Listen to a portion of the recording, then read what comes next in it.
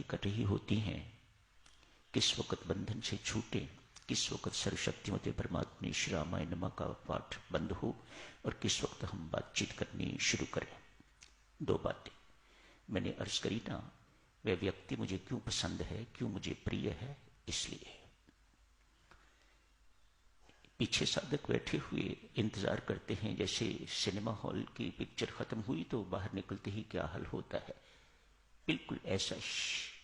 उन देवियों को ये भी पता नहीं रहता कि अंदर जाप हो रहा है, नहीं, बस समय ढूंढती हैं और बात करनी शुरू कर देती हैं।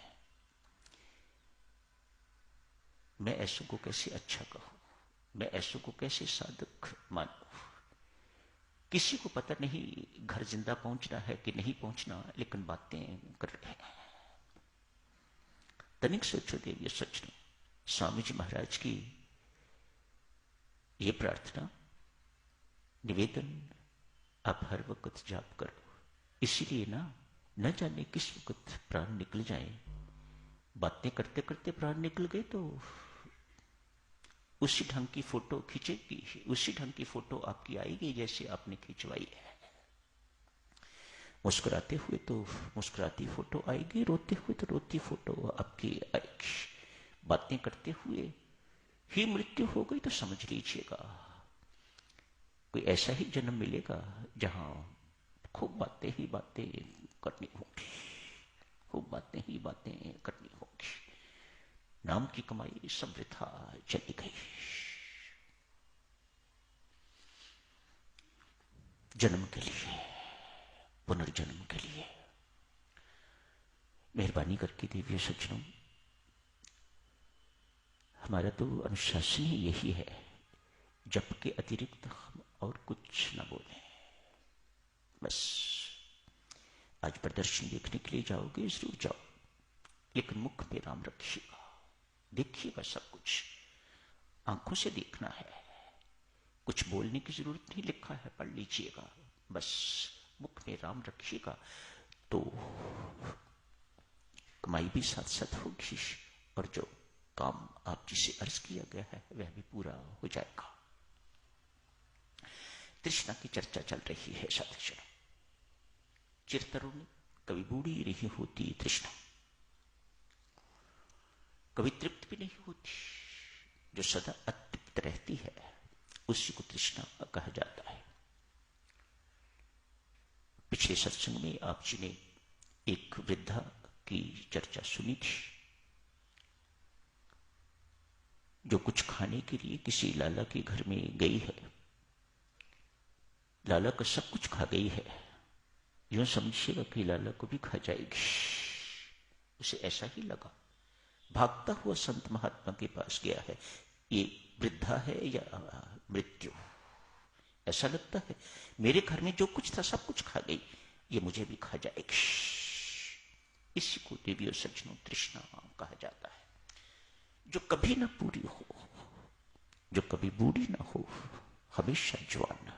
शरीर कैसा भी हो उससे कोई इससे फर्क नहीं पड़ता, लेकिन तृष्णा अंदर सदा युवती ही रहती है, तरुणी ही रहती है, सदा जवान ही रहती है। चर्चा इस तरफ मुड़ी थी, यही तृष्णा, यही लोभ यदि परमात्मा के साथ जुड़ जाए तो उद्धार हो जाए, तो कल्याण हो जाए। कुछ भी देवियों सज्जनों, अच्छाई है या बुराई, शास्त्र की बातें कितनी सुंदर है।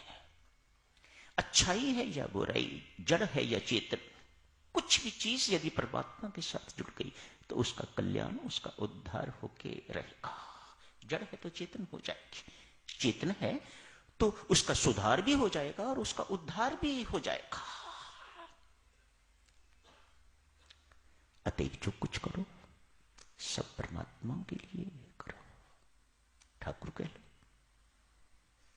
आटा पिसवाना, आटा खरीदा है किस लिए?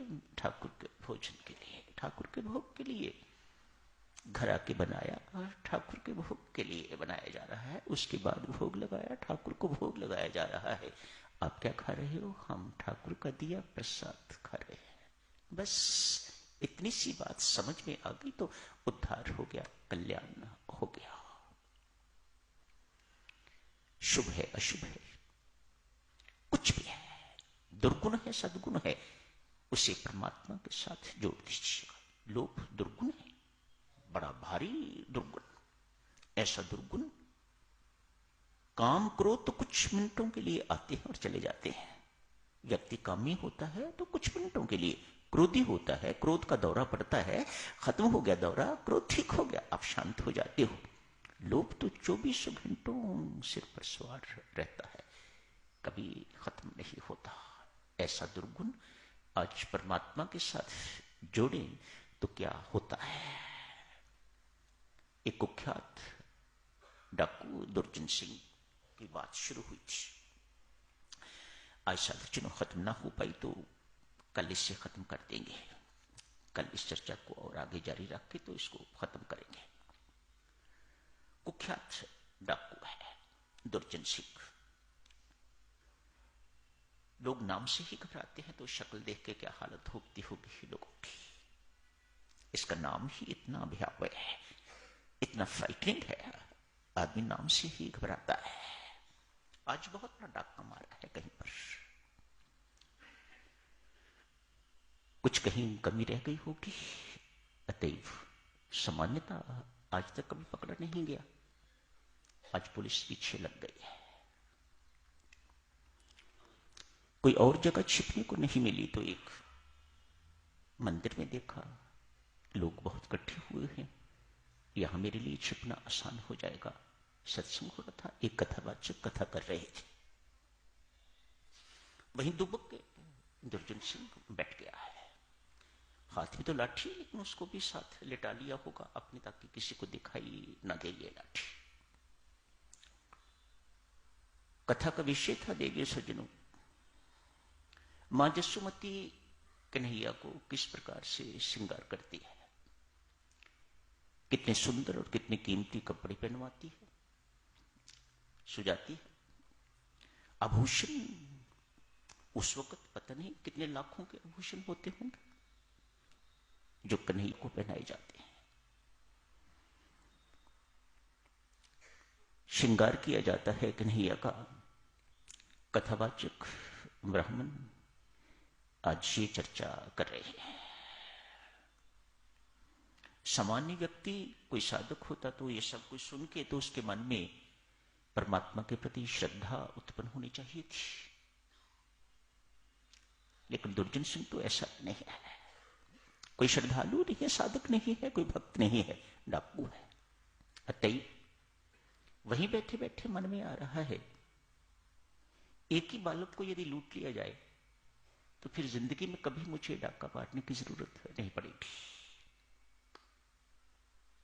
ईमानदार है, अपने काम के लिए पक्का, कोई दिखावा नहीं, कोई दंभ नहीं किसी प्रकार का। जो मन के भाव आए वही वे कह रहा है। एक ही बालक को यदि जिंदगी में लूट लूंगा, इसके बाद फिर मुझे कभी लूट मार करने की जरूरत नहीं पड़ेगी, कभी डकैती की आवश्यकता नहीं पड़ेगी। इंतजार कर रहा है कब कथा खत्म, उसे और कोई चीज सुनने में कोई इंटरेस्ट, कोई रुचि नहीं है। कथा समाप्त हुई, लोग अपने अपने कथा सुन के चले गए। उठा ब्राह्मण भी अपनी पोथी इत्यादि जो कुछ चढ़ा हुआ इत्यादि चढ़ा है उसको इकट्ठा कर रहा है, पोथी समेट रहा है, बंद कर रहा है उसको। उसी वक्त व्यस्त है, उसने देखा नहीं कौन खड़ा है कौन नहीं, जाके लाठी से अख मारता है दुर्जन सिंह। ऊपर देखते तो दुर्जन सिंह, सोचो बेचारे ब्राह्मण की क्या हालत हुई होगी। कहा महाराज यही है सब कुछ, ये पोथी समेत आप ले लीजिएगा, ये आज का चढ़ावा, फूल फल जो कुछ भी चढ़ा है, ये पैसे जो कुछ भी है, ये सब ले लीजिएगा, पोथी समेत ले लीजिएगा। हाथ जोड़े, आप मेहरबानी करके ये लेके यहां से जाइएगा, मानो मेरी जान बच जाएगी। इसका क्या भरोसा,